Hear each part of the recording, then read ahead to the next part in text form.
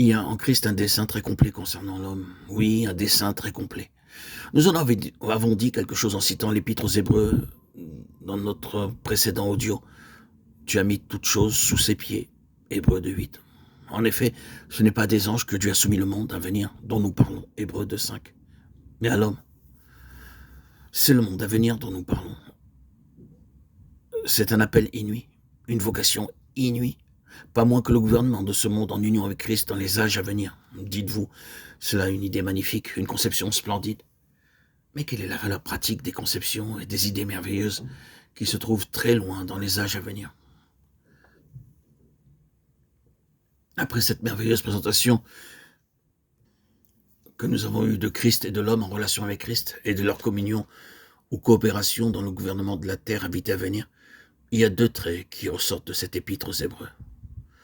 L'un est qu'en relation avec ce dessein, Dieu accomplit maintenant quelque chose dans les croyants. Vous souvenez-vous d'Hébreux 12? Nos pères, selon la chair, nous châtiaient pour peu de jours, comme ils le trouvaient bon. Et nous les avons respectés, ne devons-nous pas bien, à plus forte raison, nous soumettre au Père des esprits? La lettre tout entière nous amène réellement ceci avec le chapitre 12, l'écrivain proche de la fin de son message, il le résume. Que dire à propos de tout cela? Frères saints qui avaient part à la vocation céleste. Le gouvernement de la terre habitée à venir en union avec Christ, voilà notre vocation. Mais nous devons recevoir une préparation en vue de cela. Et ce qui nous arrive présentement dans notre vie spirituelle et notre entraînement en vue de cela, et c'est très pratique. Ah, s'il y a une chose que nous trouvons nécessaire d'apprendre, vous et moi, c'est la façon d'obtenir l'ascendant spirituel. Pourquoi le Seigneur permet-il toutes ces choses adverses, ces choses pénibles? Pourquoi ne les empêche-t-il pas? C'est pour que nous apprenions ce qu'est l'ascendant de l'esprit. Car ce gouvernement n'est pas officiel, c'est un gouvernement spirituel. Le véritable gouvernement de ce monde est spirituel. Derrière les hommes et tout ce qui se produit, il y a un système spirituel à l'œuvre. Mais c'est un système mauvais.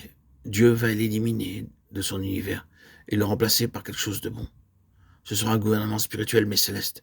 Et quand il y aura un arrière-plan céleste à ce monde, quel différent genre de monde ce sera? Dieu va faire de ce monde un lieu saint, en instituant sur lui un gouvernement spirituel saint.